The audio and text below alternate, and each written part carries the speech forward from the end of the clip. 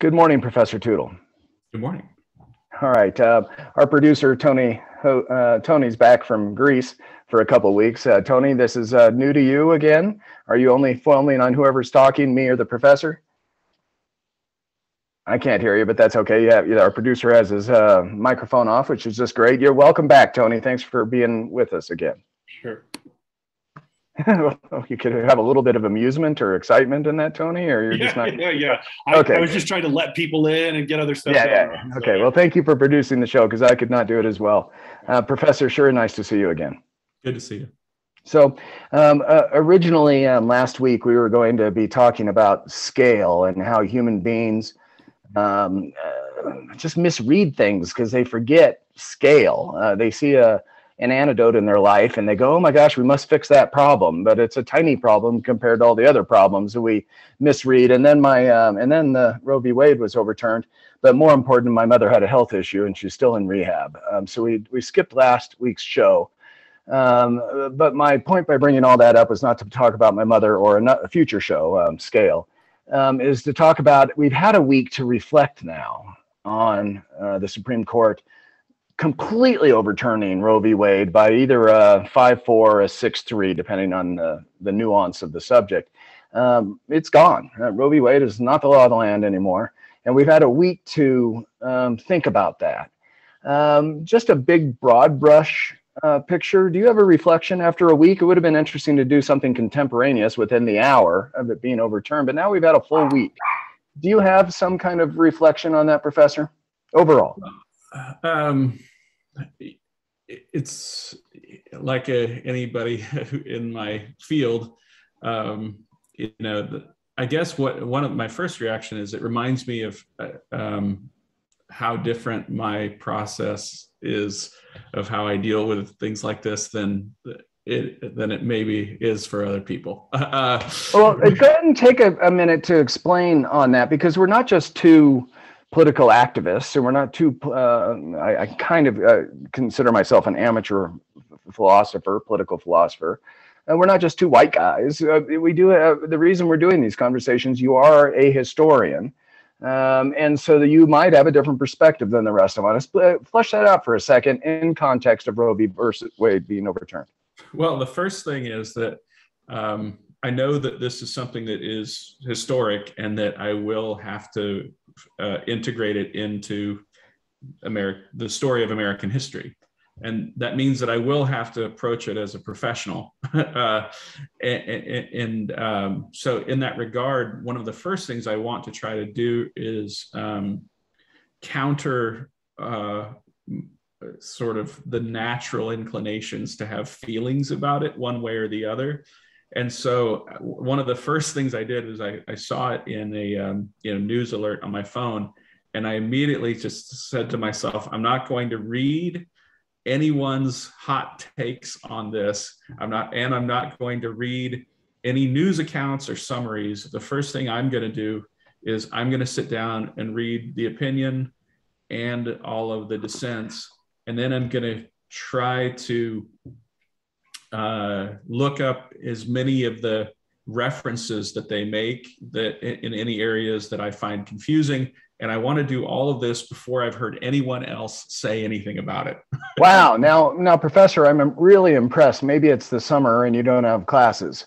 I wasn't quite so sophisticated in explaining it like you did too, but I had a very designed desire to read the case myself with my own eyes. And then my mother's health condition, I don't know, I got distracted this last week.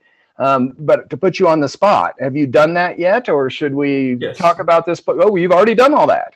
Yeah. Well, I mean, obviously you can't turn yourself into a constitutional scholar in a few days, but so after reading the opinion and then making sure that I understand, I feel like my first obligation is to understand things on their own terms. So that means not just understanding the majority opinion on its own terms, but trying to understand each of the concurrences and the dissent on its own terms first, with the sort of standard understanding, giving myself a little grace that I'm still in the process of doing this, but eventually my standard for myself is, can I explain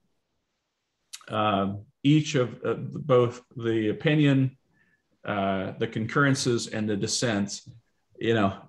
Can I explain each of them on their own terms first? Well, you're making my role as a facilitator really easy, because I really just kind of want to say, great, Professor, thanks for taking that time. Tell us about the majority opinion, the concurrences, and the dissents. But let's not go there yet. I may actually ask you that, depending on how that conversation goes. Will you tell me, though? I was going to say, but that's not the end of the story. The next thing I do is I want to solicit what I would consider to be the better scholarly opinions on the opinions and the dissents, to make sure that I'm not misunderstanding the context of something because I'm not an expert. So I want to read it first for myself, but then I want to apply not just scholarly takes that happen to be on MSNBC because they have it, but sort of legal scholars who have a long history of approaching these things in a thoughtful way.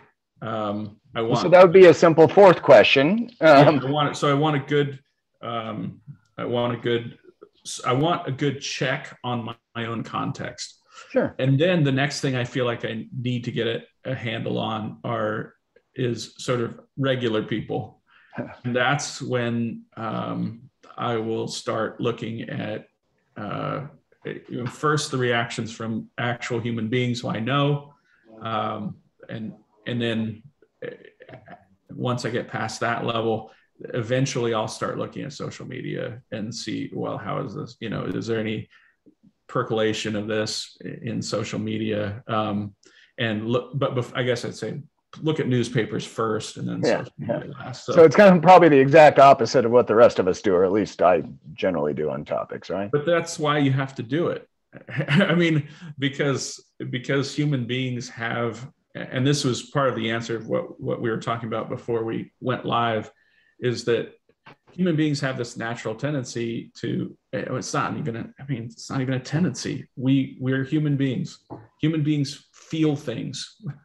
And when we are feeling things, we tend to go down a specific path, and that will often create confirmation bias. And it's nothing you can permanently do away with, but it's something that you can hopefully try to mitigate its effects, and make sure that you're not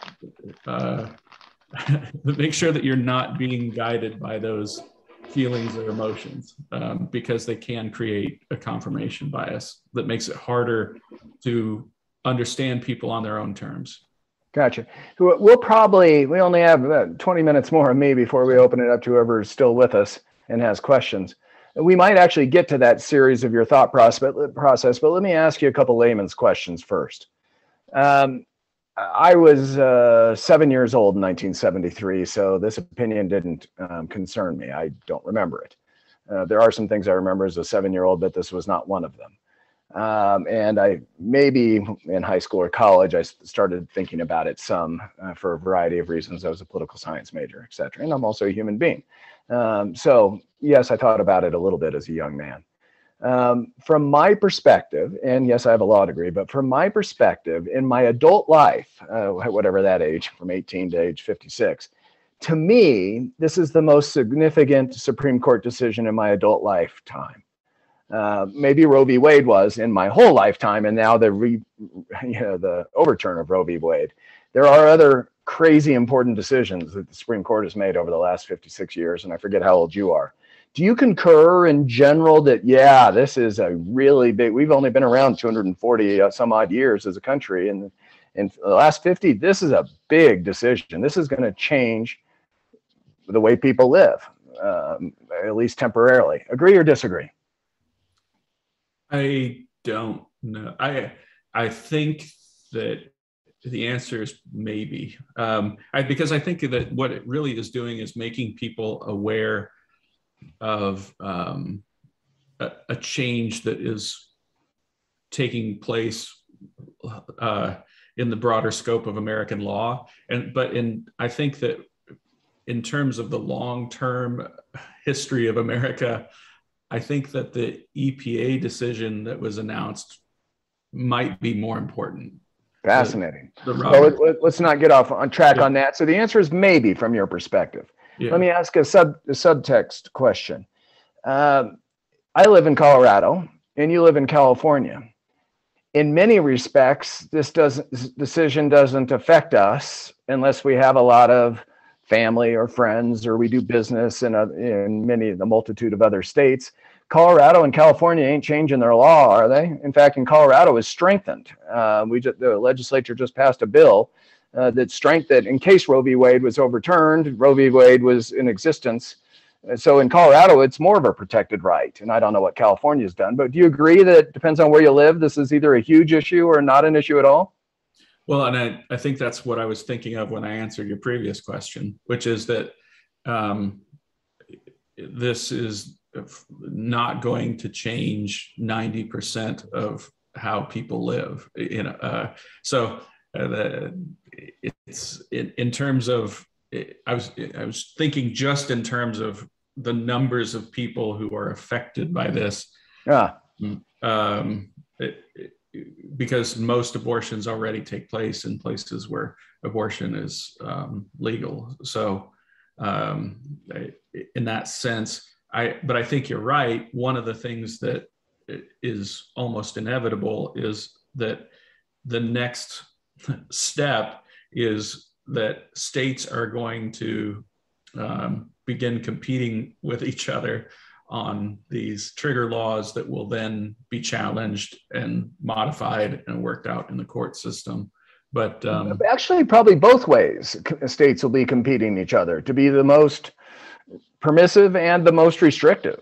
Right. And in a way, and I guess this is the broader point about a lot of these recent Supreme Court decisions, is that in almost every case, the Supreme Court is sending the signal that legislative bodies need to do their jobs. And that the Supreme Court, and then the Dobbs decision, said that they have to be scrupulously neutral on the issue of abortion. So one of the things that if you do happen to be someone who is pro-life, you should think about this decision and say to yourself, the Supreme Court just said that you can't outlaw abortion at the national level. And in a way, it's not the unalloyed victory for the pro-life side, because the decision clearly states that this is something that the Supreme Court is taking out of their hands and saying, we have no role to play in this.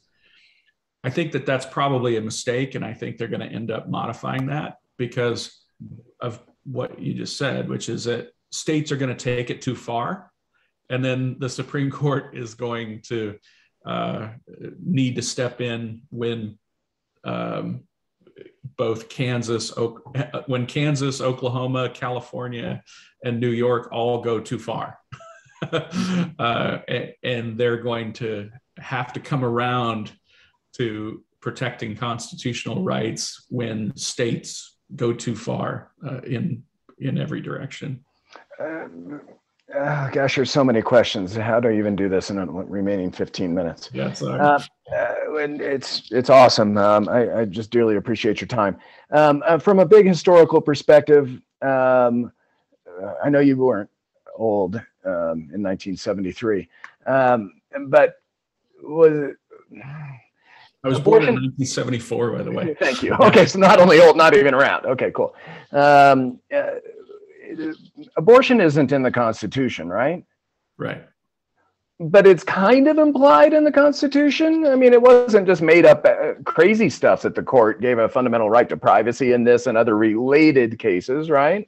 Right. Well, but this is essentially like why it was important for me to read the decision for myself, because what you realize is almost all the commentary on this is wrong. Almost everyone's opinion on this is just divorced from what's in the actual decision. That's fine. People are going to say whatever they want. But of the many things that were in this decision, because I think there are things that were in the decision that were correct, and I think that I think that each of the, here's my basic take. Each of the opinions and concurrences and the dissent contain things that were correct, but none of them represent what I think is correct.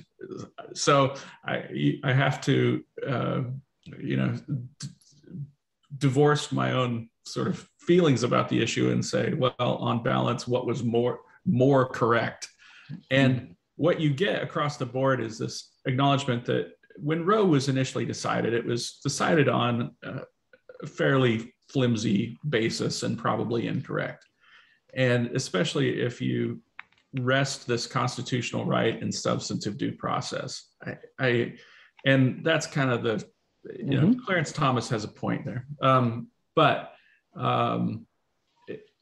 I think that the strongest criticism I've seen of the decision are from people who say that you're right, it shouldn't have been decided on substantive due process. It probably should have been decided on the privileges and immunities, and I think even stronger on the Ninth Amendment, and that this is something that is not necessarily outside the realm of courts, and that I think this is where the Supreme Court is going to end up. I think they're going to end up because I think the states are going to go too far. In essence, I mean, I don't know how far you want to go into this, but no, keep going. This is great. I've been turning this around in my head. You have these two clauses in the 14th Amendment, substantive due process and privileges and immunities. And essentially what we've had in the court system is too often people thinking about, I know what I want to do. Let's just make an argument that proves I'm right. And that legal tradition comes basically from slavery. I just need an argument that says that slavery is right. and I don't care what constitutional argument you need to make. I just need you to stand up and make the case today that I get to have slaves, right? So it's a long and proud tradition in American legal practice. But as that legal tradition grew over the years, it has created these problems of liberty and the American experience. And the 14th Amendment was supposed to solve this. And in these two sentences, it laid out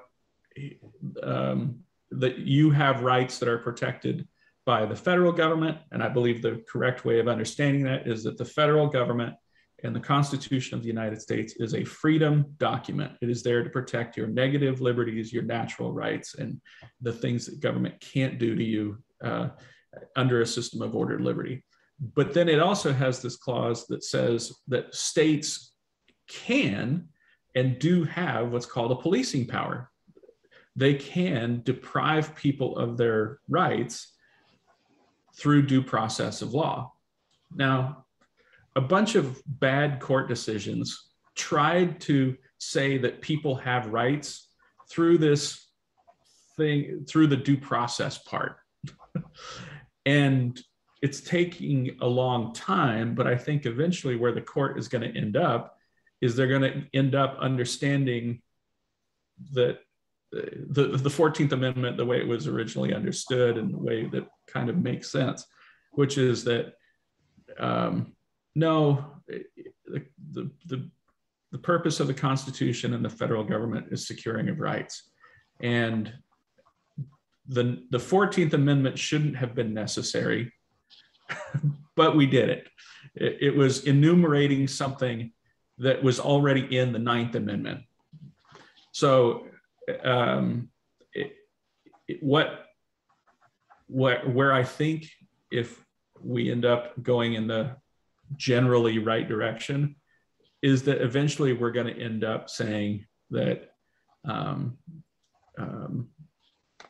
that the federal government does have a role to play in protecting unenumerated rights. And yes, of course, the courts have a role to play in that because we are going to get to the point where states infringe upon the civil rights of their own citizens. And that's kind of the long game or it's a step that Clarence Thomas is trying to get everybody to take. But I don't even think his position is quite as radical as my own.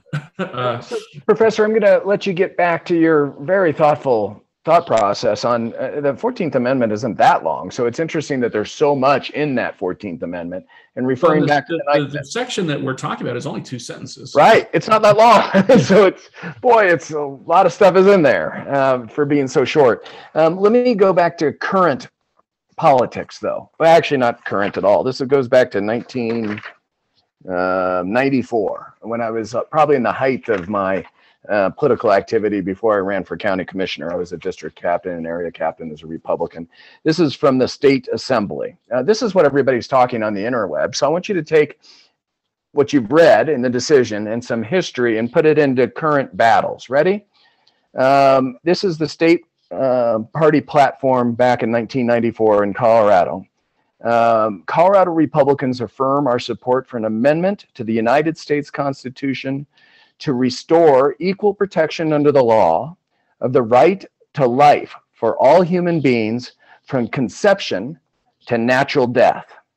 That failed because you needed 60% and it only got 57% of the assembly, 1,720 votes to 1,276. So in other words, 35% didn't like that right to life policy, the federal.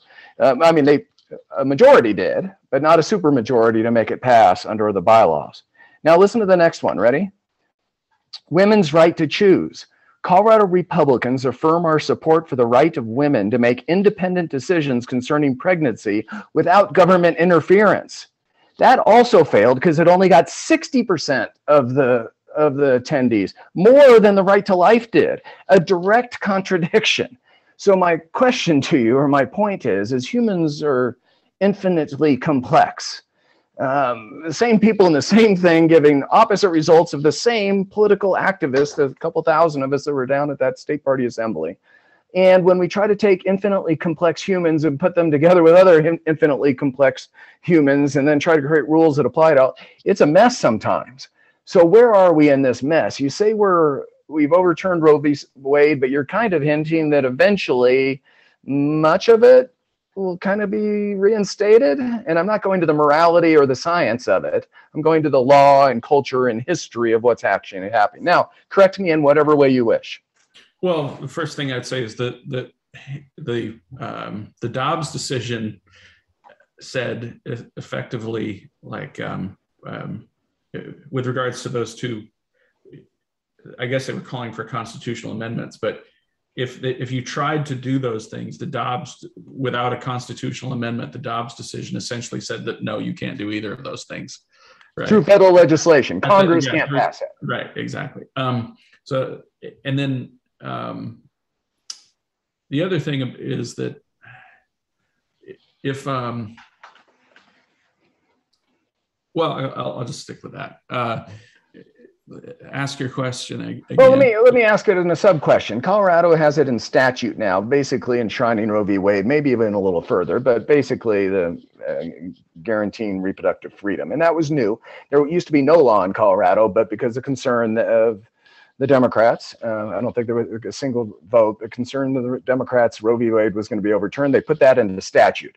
So if you're a pro-choice person in Colorado, I think you actually have your rights guaranteed in the state legislature. And there's a movement that will probably be on the ballot 2 years from now to bid in the state constitution guaranteeing some aspect of reproductive freedom, or Roe versus Wade. So in some perspective, I'm unless you're pro-life, I'm actually surprised at the vehemence of anger and sadness and vitriol and in Colorado at least. Now maybe they have, so I remember my initial. It was go ahead. You said because human beings are infinitely complex. Essentially, what the Supreme Court was saying is because of the complexity of this issue, we're pushing it away from the national level, and we're pushing we're pushing it closer to the people and further away from unelected judges standing in the place of standing in the place. We don't want the judges standing in the place of a national legislature and further getting the decision closer to the people who it actually affects, precisely because of the absence of direction in terms of the Constitution itself. I mean, they said if you, and I don't necessarily buy into this doctrine, but Alito's point is that the court has this thing where they say, well, if it's an unenumerated right, we look at history and tradition and text, and we say, is this something that was a part of what is necessary for the preservation of a system of ordered liberty? And if it's not, then the Constitution is silent on it. So therefore, we have to be silent on it. Again, it's not where I am, but it's the current doctrine of the Supreme Court, is that that's how you decide what is an unenumerated right. And so by that logic, the Alito decision follows that this is what you must decide. And in the rest of the opinion, he's sort of making the case that precisely because this is so complicated, it needs to be returned to the people and their elected representatives. Professor, do you really mean what you say? And I'm trying to be intentionally semi-provocative. Most of my friends across the spectrum believe this is a concerted effort of the Federalist Society, of religions, people, making a concerted effort to, I don't know, oppress women or take away liberty. And this isn't a legal battle. It's not a philosophical role of government battle. It's a intentional.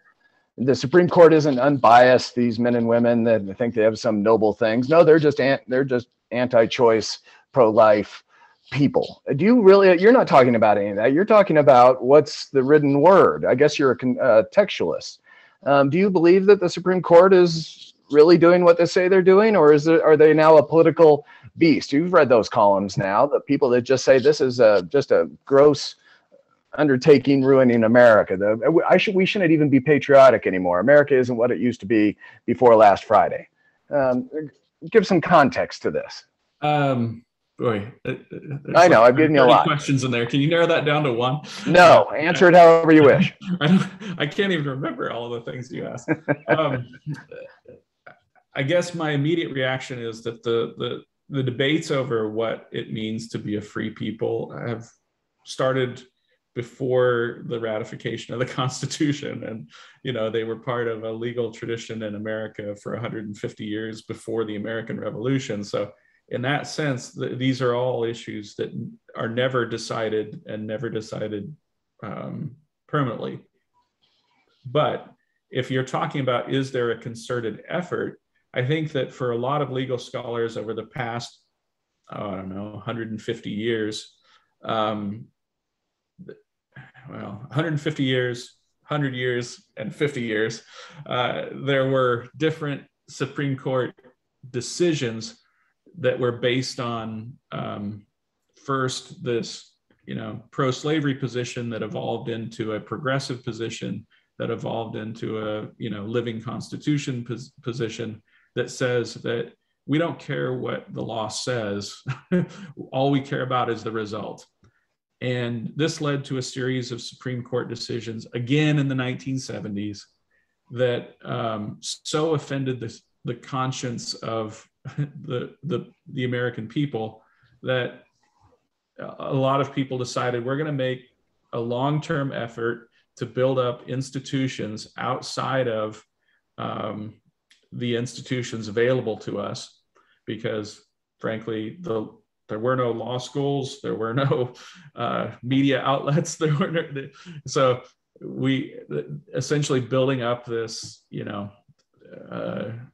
50-year, think about it, it's a half century of legal institutions making the case that you need to actually follow the Constitution as it was written and understood. And in a sense, if the question is, was this part of a long-term conspiracy, or to put it in another word, like a long-term effort that was organized and sustained over a long term? The answer is yes. But the creation of this legal tradition, I shouldn't say creation, this saving of the older American legal tradition is unrelated to many of the groups that have hopped on and hopped off, or thought of themselves as being a part of it, or trying to advance their own interests. I mean, or even today, I would say the sort of real and long-term, I would say real pro-life movement, as opposed to the sort of hucksters who are just fundraising and want to make it, or want to turn a cause into a career. But people who are really part of the sincere pro-life movement, they aren't necessarily, you can almost tell who they are because they're the ones who aren't necessarily rejoicing. They're saying they're the ones who are all saying, well, it's something that's slightly better than what it replaced, but on to the next, part of creating a culture of life, and so you can almost tell from the reaction who is sincere and who is a huckster. But those people, are capable of being, the hucksters and are capable of being extremely cruel and eliciting horrible emotional reactions and scaring the bejesus out of people. And so I would say to people who have been scared by them, yeah, that's legitimate. They're crazy, amoral or immoral people who are trying to hurt your feelings. So it's entirely okay. Lots there. Let me ask two more questions. Both of them are fairly deep, and so it'll be unfair to ask you to answer them in just a minute or two.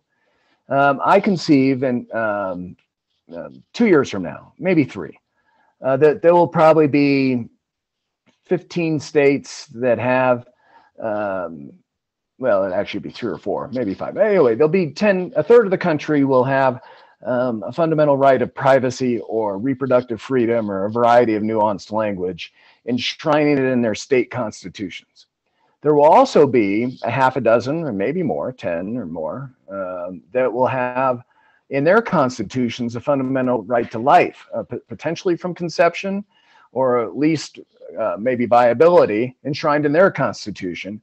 And then there'll be another third of the states that have some nuanced statute one way or the other. How can we exist as a country with such a divergent viewpoint between something that is so important all around? Bodily autonomy and the right to freedom and government not being involved in my life, versus the future child and life, potential life. I mean, they are diametrically opposed opinions in a way. How can we exist as a society like this?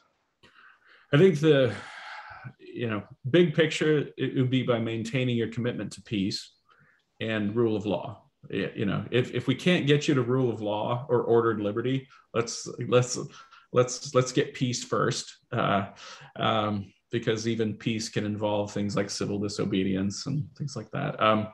But I think as long as people maintain their commitment to peace and don't resort to terrorism, that we can survive.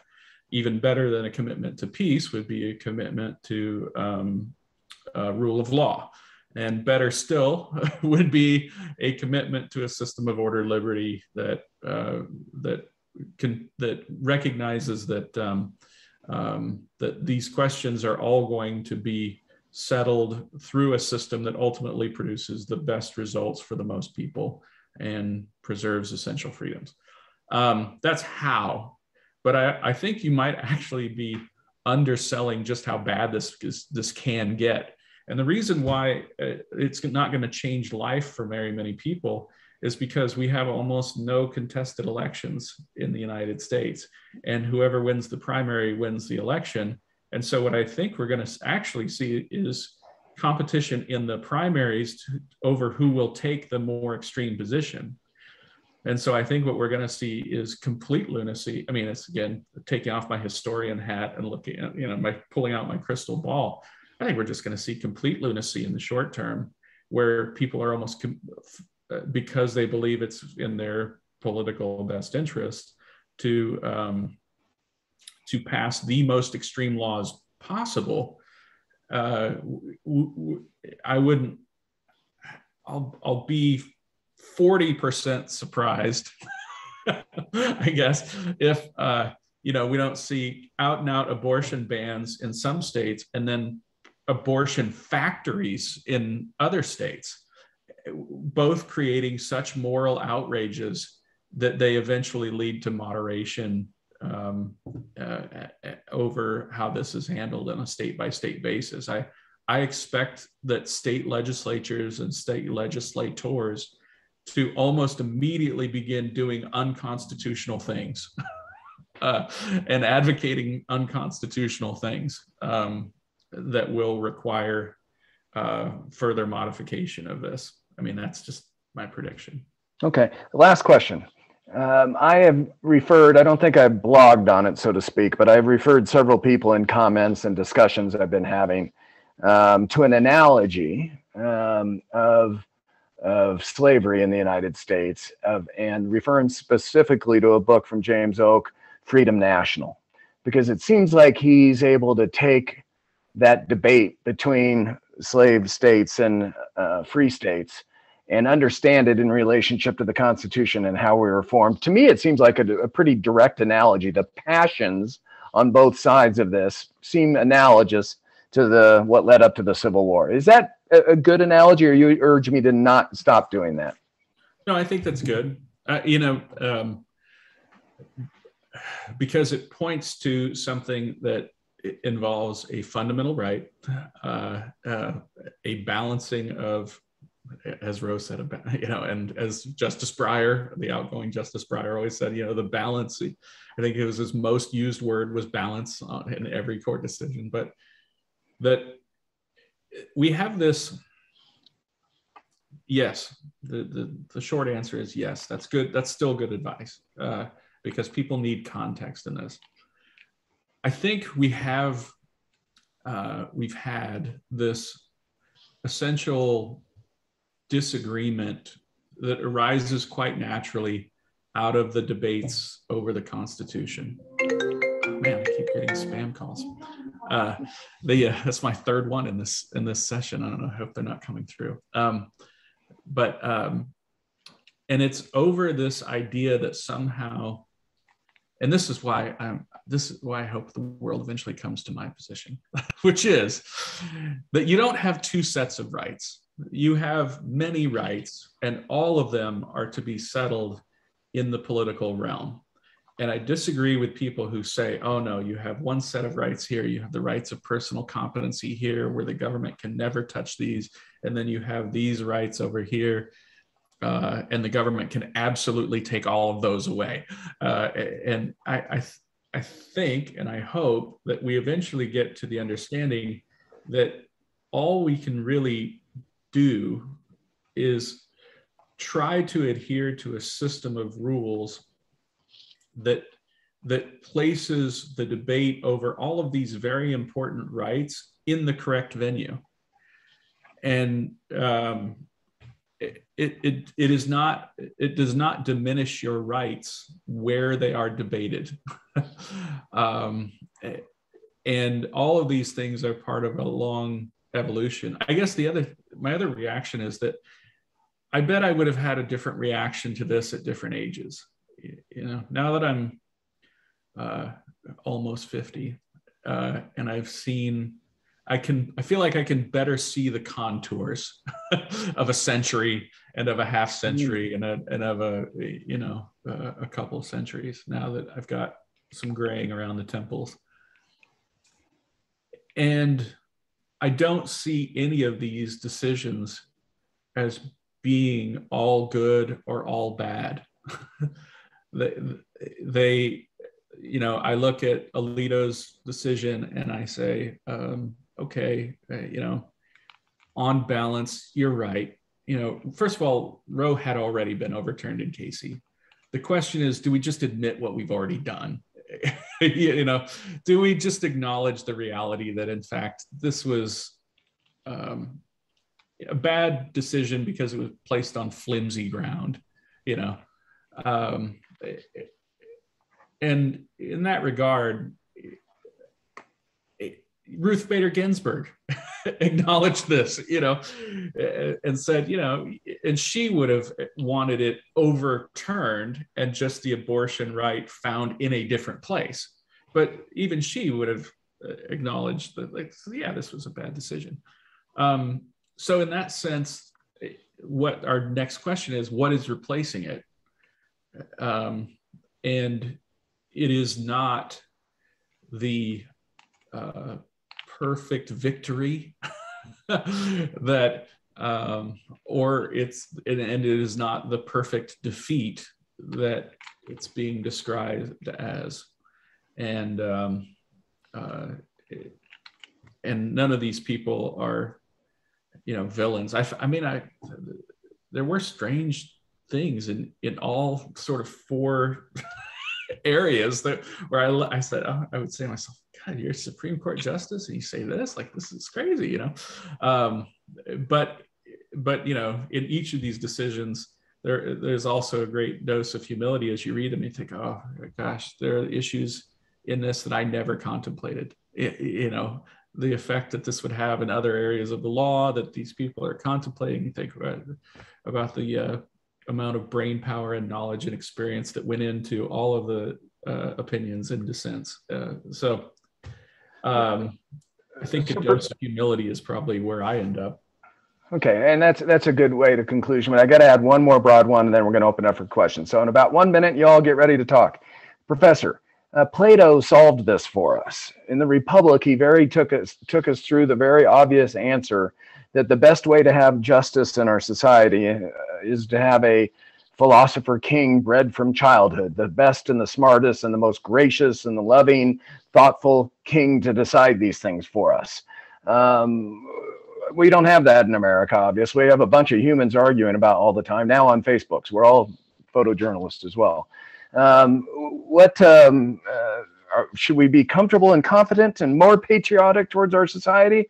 Or no, actually we do want a dictator or a wise one to decide these things for us. What's the role of a citizen now that Roe v. Wade is overturned? Well, if you want a philosopher king, then you're not patriotic. You're not an American. Plato is the idea of a philosopher king is read some Karl Popper. He'll tell you, like, the origins of totalitarianism are in the rejection of pluralism, and they all essentially are making the same case, right? So I don't know. I'm not a totalitarian. I don't want a dictatorship. That's why, by the way, I think the EPA decision was actually more important, because it reminded, that was even more important because it said that you can't just make stuff up. We don't have a 4-year cycle of elected kings. And for the preservation of liberty over the long term, that's a much more important reminder. And I'm glad it finally came from the Supreme Court, because frankly, for the last 25 or 30 years, we've had way too many people who said, listen, I don't care. I don't care what you need to do. Here's what I want. Make the government do it. And if the legislator wouldn't do it, the president would say, okay, well, I'm going to do it anyway. And, we can talk about how the seeds of it were planted and how it changed over time.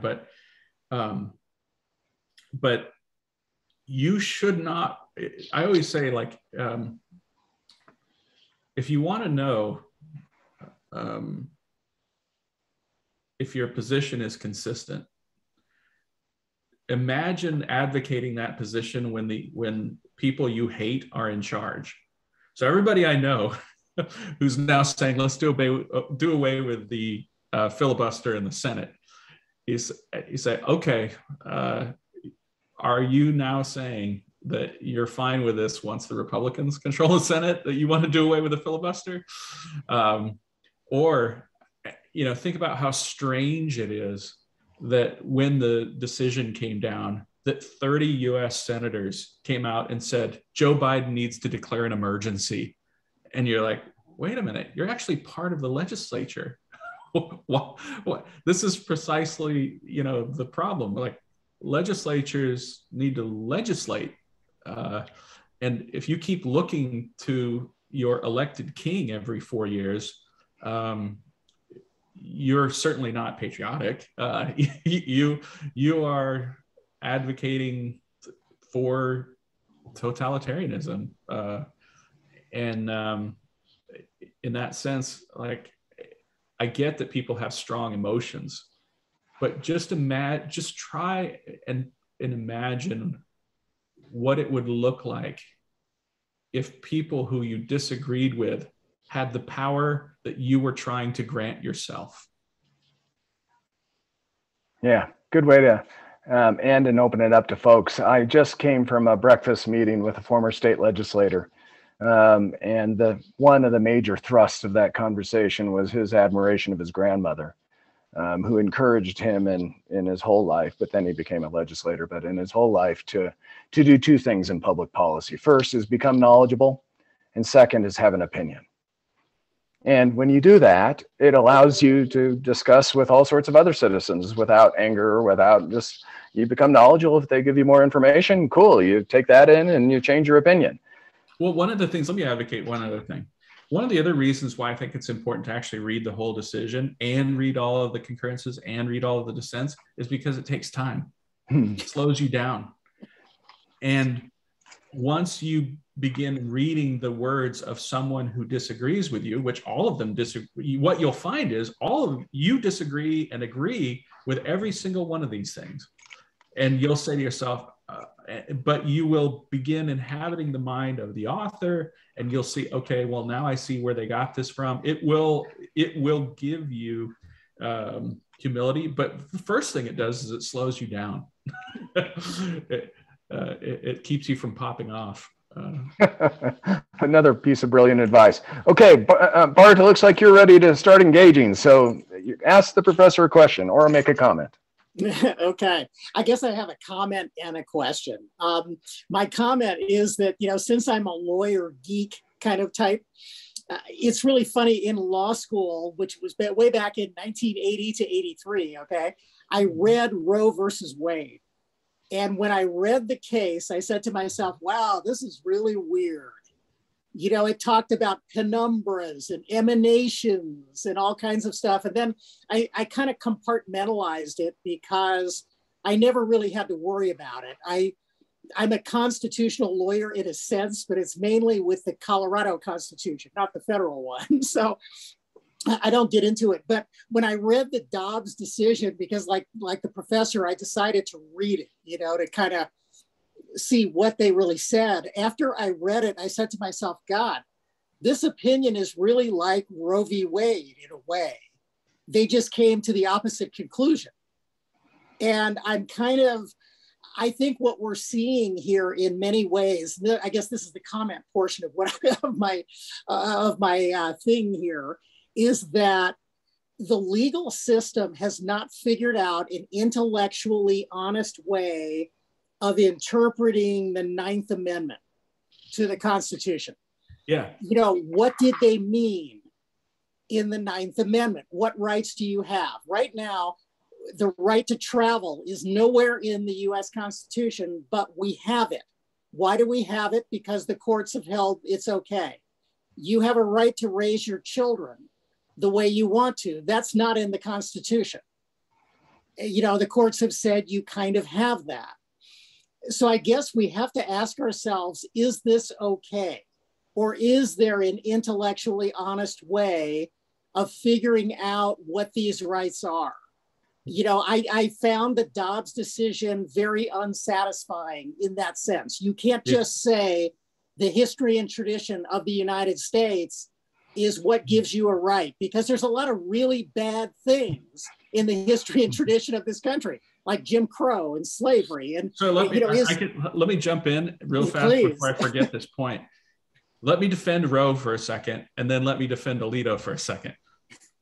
Because people often make fun of that penumbras part, but once you dig into it a little bit, you realize that it's a word people don't use, but it's describing a concept that you're getting at, which is that we do have these rights that are not specifically spelled out. And you do have them. And how we see them is kind of like a light that is shining around an object that is blocking it sometimes. And that's called a penumbra. So I will defend it a little bit in that sense. And then I can partially explain / defend Alito's use of history and tradition, because when I began digging into it a little bit further, because that was a question I had, I did note that it was part of this, it was always being connected to this idea of ordered liberty.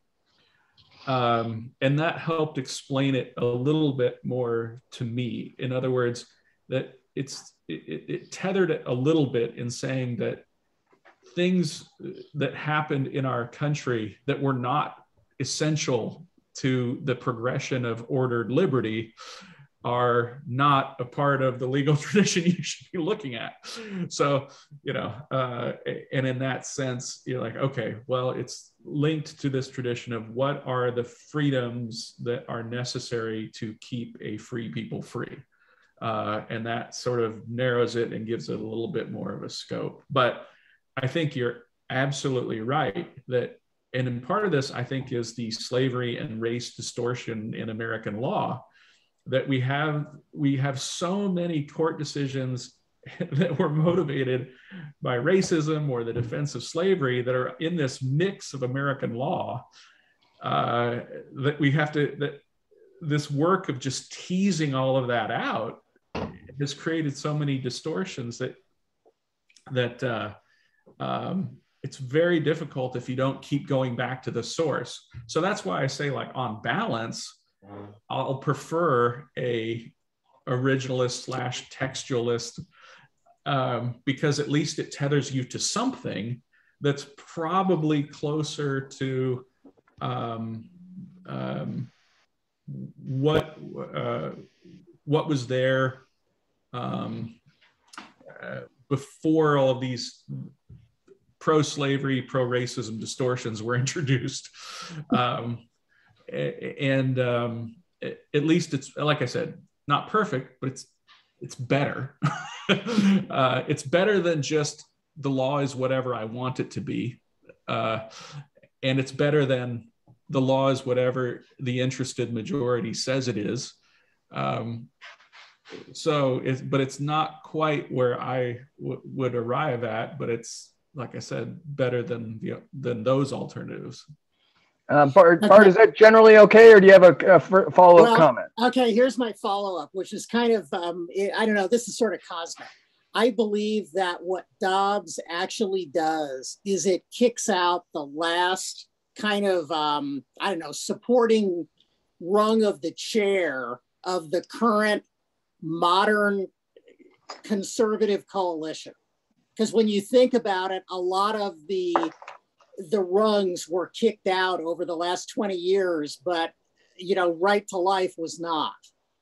Now, in a way, you're going to see those people start to splinter, because you have the anti-abortion purists, that want to abolish all abortion.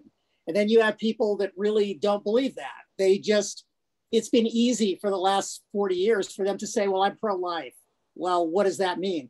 Do you agree with that or disagree with it? Well, I agree with your conclusion. I don't know if it, kicks the last leg out, but I agree with the last thing you said, which is that people could get, and this is what is also true of these administrative decisions, legislators could get by on the cheap because they could take all these positions and take all these extreme positions because they knew that I can be as crazy as I want because the Supreme Court's got my back. This is never going to change. It's a Supreme Court decision. So I can say whatever crazy thing I want. Now, what the Supreme Court is saying, no, we're actually going to do what you say. And now everybody is going to actually be responsible for the consequences of their opinions when they are enacted. Professor, would you agree with this as well, or do you think I'm too harsh on our fellow citizens? I also think fellow citizens have had a cop-out on this, they've been able to have whatever position they want, but they're able to say, I can't do anything about it. I'll just vote for him or her, or the Supreme Court's decided. Now we actually have to think through this hard. Yes, no, your audio cut out there at the end, but you're right. In a way, I mean, in so many issues, it's just so easy to take on whatever identity or signal is more convenient for advancing you socially and economically, you know, and you just say, well, what helps me get along in life? I'm going to give myself that label. And you can do that, and it'll be cheap, and it'll be easy, and there will be no consequence for it. But if you are actually, I mean, I think about this in terms of a lot of issues that involve kind of intimacy or privacy, right? Everybody gets to have a cheap or easy opinion on, you know, gay rights, and then you have a gay son, and you're like, well, now I have to actually have an opinion on this, you know.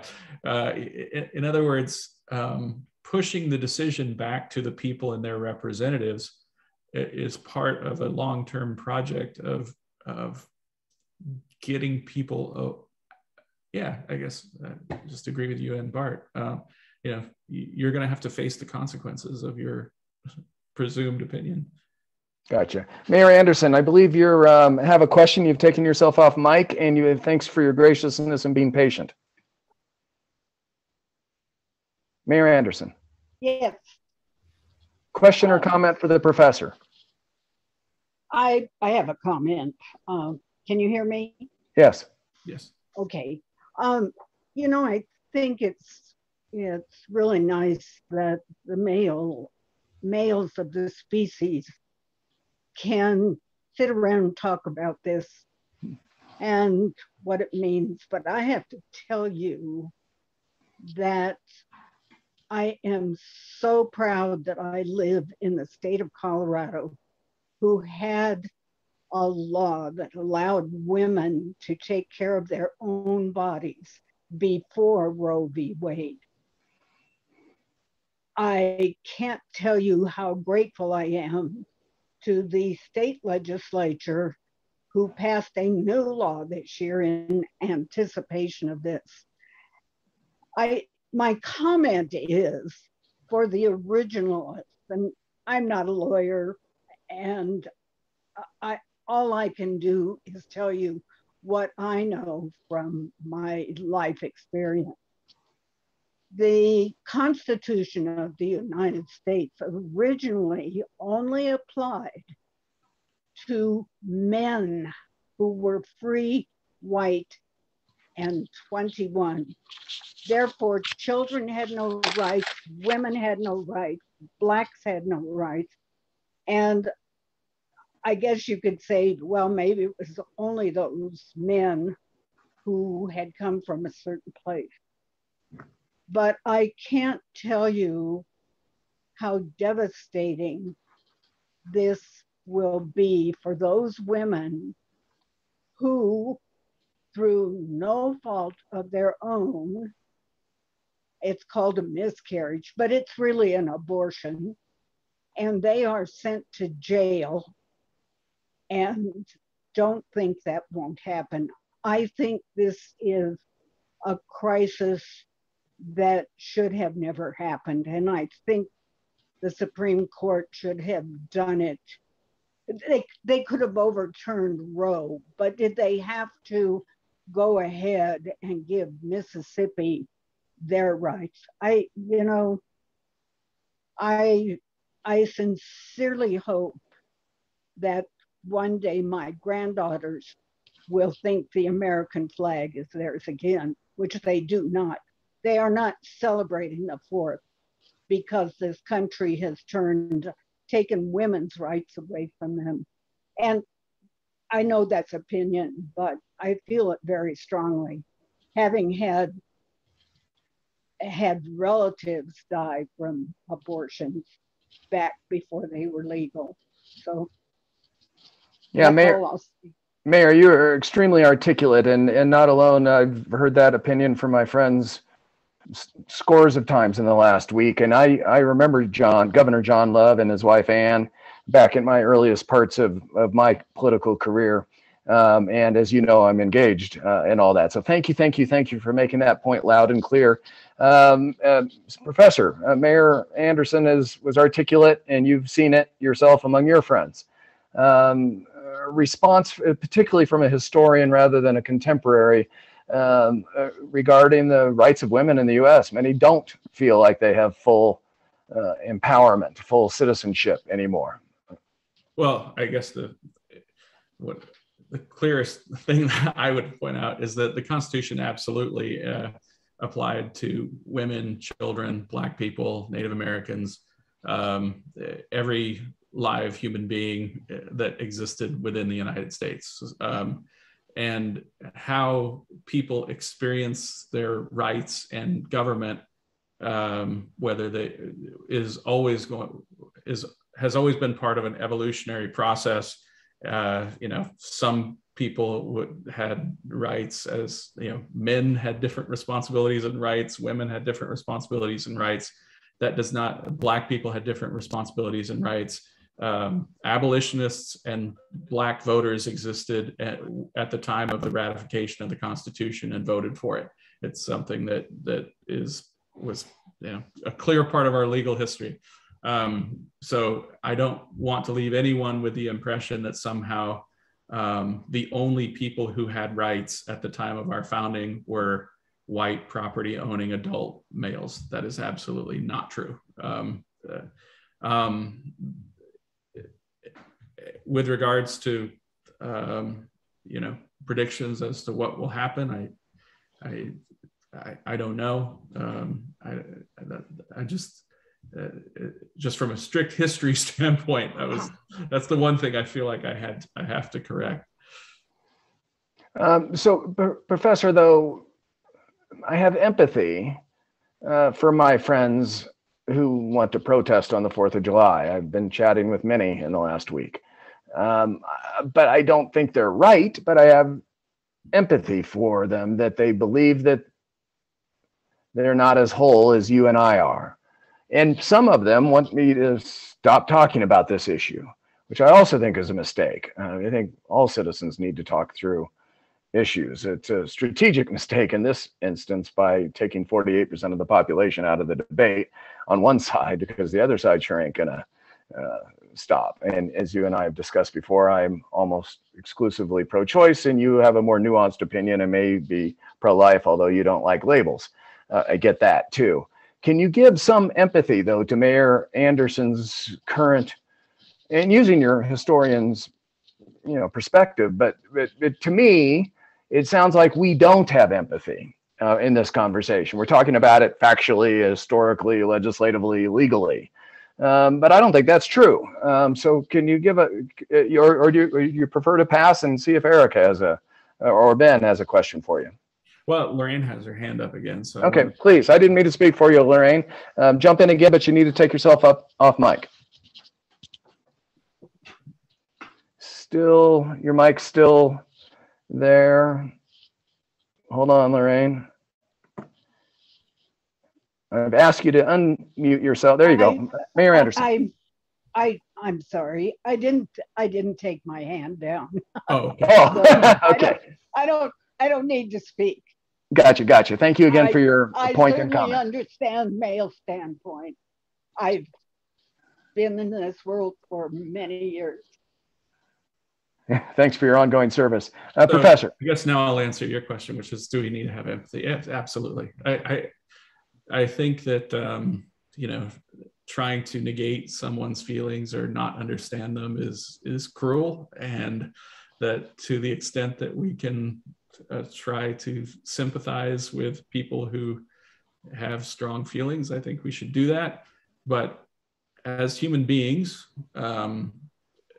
part of mental health is that you feel your feelings and then you try to reconcile them with reality. And our government is specifically designed not to translate feelings into actions.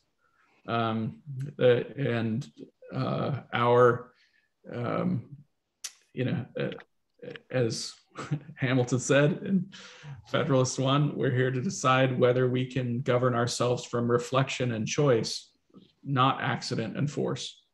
So that means that whatever our system is, if you are someone who believes that we should be governed by things after we have thought about them and then made deliberate and thoughtful choices based on reality, that is how our government is designed to work. It's not designed to translate feelings into actions. It's designed to stop your feelings from turning into actions.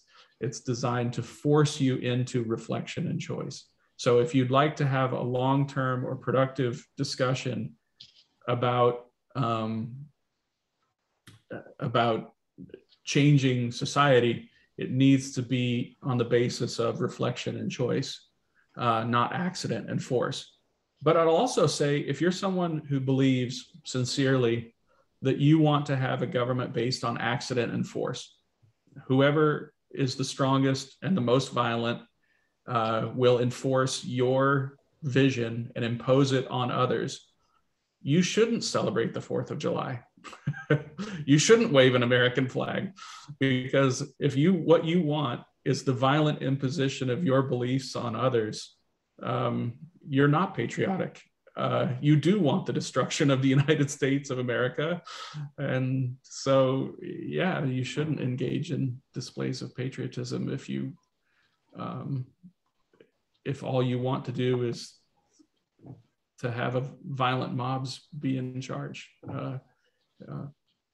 And we've had many discussions on that, if people would like to refer back to it on other conversations. I'm not sure, thank you, Professor. I'm not sure whether to go to the person who took themselves off mic, Ben, or the person who took themselves onto camera, Erica. So who's smiling or most adamant, Ben or Erica? I can see you both. Who wants to chat? Talk over each other. Well, if the lady would like to go first, I will yield to the lady, but I do have a opinion and a question. Keep going. Okay, so the opinion that I have is, I was told by many of my female friends I have no right to even consider an opinion on abortion one way or another. However, from a personal standpoint, I can tell you that my ex-wife, years before I met her, had an abortion. I didn't find out 2 years after we got married. So yes, I have a very strong opinion on abortion. I think that's my right to have it. But here's my question for the professor is, I've heard the talking heads call Roe versus Wade a constitutional right. Constitutional right, from everything that I know, is a right that's guaranteed by the Constitution.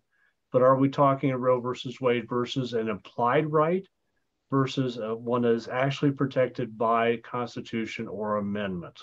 And there's a really easy answer and a very complex answer. Unfortunately, you'll have to go fairly easy, Professor. Okay. The easy answer is that Roe versus Wade declared abortion to be a constitutional right. The Dobbs decision declared that it was a perhaps constitutional right, but that the proper venue for deciding how that right is implemented did not lie with the Supreme Court. It lies with the people and the states. And I think one of the other things that we often forget is that just because the Supreme Court is the ultimate arbiter of the constitutionality of these questions, it doesn't mean that it is the ultimate arbiter of your rights, because different rights are to be protected by different levels of government. Is that short enough? Pretty short, because again, Ben, it gets way more complex, and we will do a repeat of that type of conversation in the future, because Bart's question earlier shows you how complex it can get very quickly. But thank you for that. Are you comfortable with that, Ben?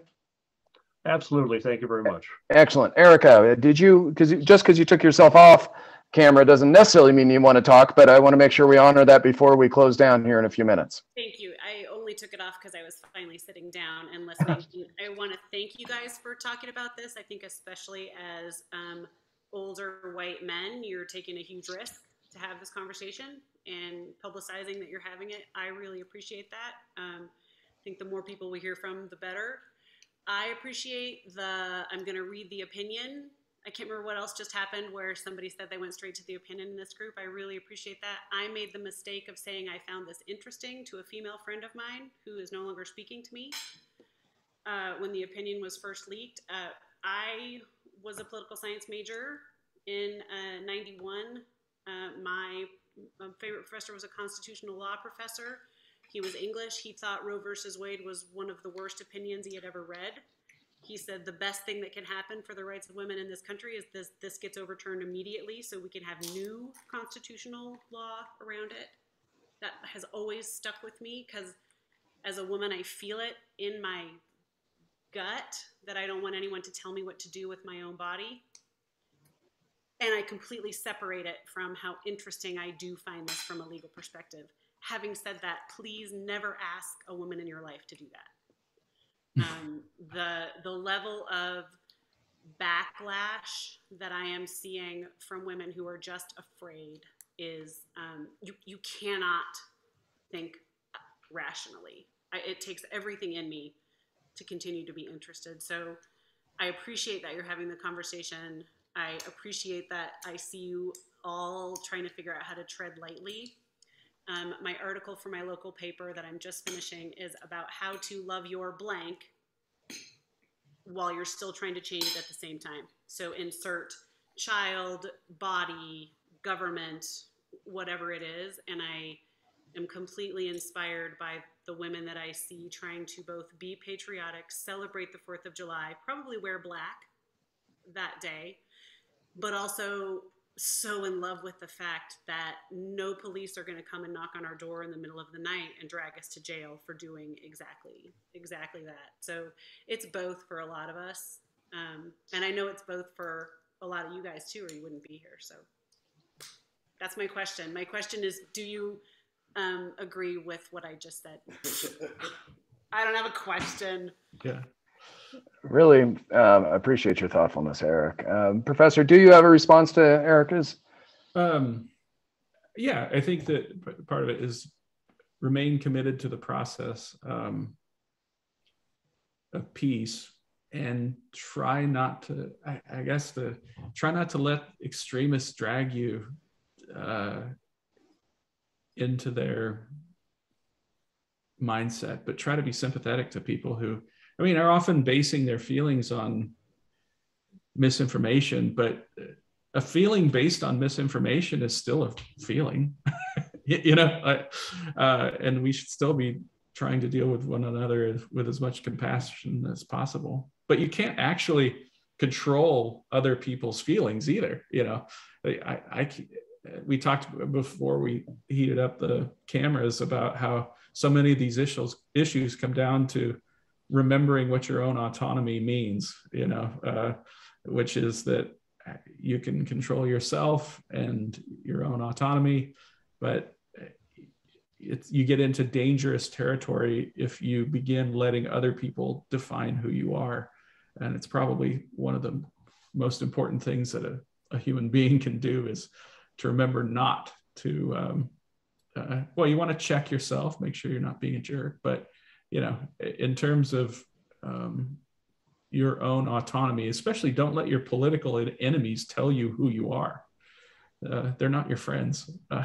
They're not exactly uninterested parties in the debate. So, Professor, you had two.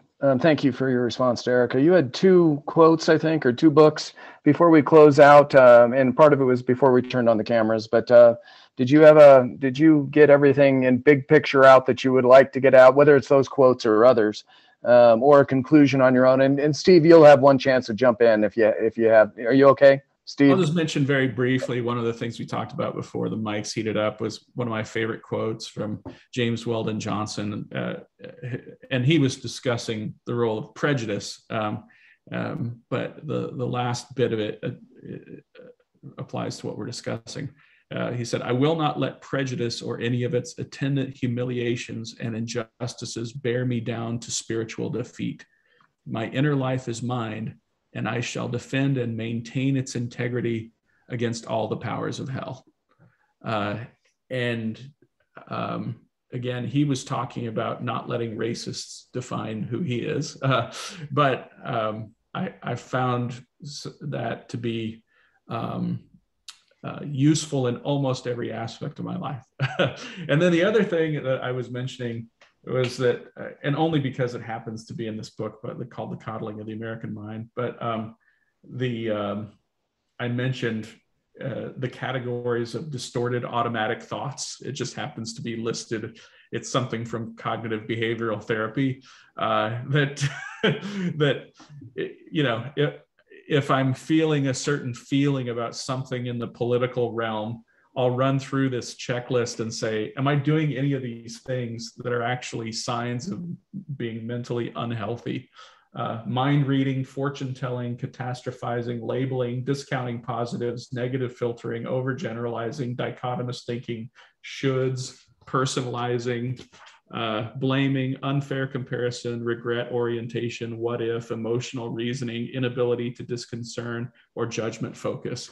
And you start going through this list and you realize that this is what we all do when we encounter things that we don't like. And yes, it's okay to go through all of those things, but eventually we're supposed to put these things into a perspective and, you know, again, use reflection and thought as part of a peaceful process. Professor, I know we're way over time, but I did have one big broad question that we are coming up to the 4th, and I'm reflecting deeply on it. And maybe you have some sources for me to reflect better at it than on my own or Google. What is a republic? What does the nation stand for? What are we? What is America? Is a republic, which means any of those kind of answers, if you can give some perspective. Big picture, I'll refer back to Federalist 1, which is we're not here to decide whether or not human beings are angels. We're just here to decide whether or not human beings are good enough to govern themselves peacefully. That's it. And if you want to know what the system of ordered liberty is supposed to do, it's not supposed to fix every problem or make everything good and make everything right and create paradise on earth. But it's just supposed to be a way so that human beings can live free and peaceful lives and settle their differences among one another in a peaceful way and respect the rights of others. And this is going to be messy and it's going to be long. I tend to think that if you want to read something that is inspiring on the 4th of July, my favorite reading is two things. One is from Peter Schramm, and it's called Born American, but in the Wrong Place. It's just an essay about his family's journey of how he came to the United States and why it's important for us to remember ordered liberty and peace. So you Google it, Born American, but in the Wrong Place, Peter Schramm. And the other thing is something that is Calvin Coolidge's admonition. His 4th of July declaration. He wrote a speech on the 150th anniversary of the 4th of July. And I'm going to butcher the quote because I'm doing this from memory, but in that he says, there is a finality about the declaration that is exceedingly restful. If all men are created equal, that is final. If they're endowed with inalienable rights, that is final. And if legitimate government comes from the consent of the governed, that is final. Anyone who disagrees with this cannot lay claim to progress. They are reactionary. And if you are someone who is claiming that you have some idea that represents progress beyond the messy but peaceful negotiation and a system of rule of law, you are not advocating anything that is new. You are advocating for something that is old. And as Coolidge says in that same little section, what you're advocating is an idea that is actually more ancient than the ideas of our revolutionary fathers. But also let that serve as a kind of North Star. You know, when you're trying to decide what it means to be an American or what you're celebrating at the 4th of July, begin with the equality of all human beings. So if you would like to celebrate that every human being is equal, and that every person has rights, and every person deserves to be a part of their government. If you would like to celebrate those three things, celebrate the 4th of July.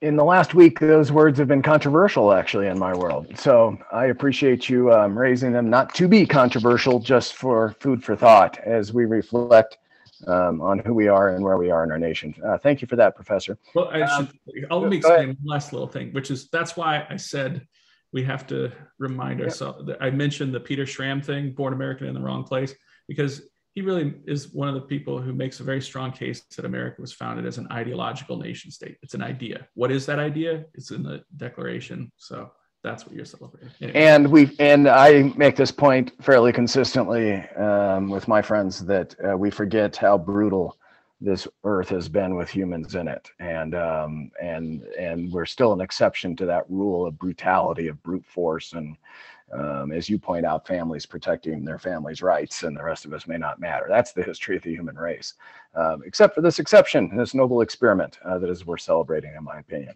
Professor, thank you for your thoughts today. Don't hang up, Tony, yet. Team, we stop the recording in just a second, but in the future, if you ever want to sign on 5 or 10 minutes early and stay 5 or 10 minutes late, we kind of do a, hey, howdy, y'all doing well? And then we do a little bit of an after action if the professor and I don't have to leave. So you can hang up at any time during these calls, but you don't necessarily have to hang up when we stop the recording, which is now. You can stay on if you'd like. Tony, let's hang up.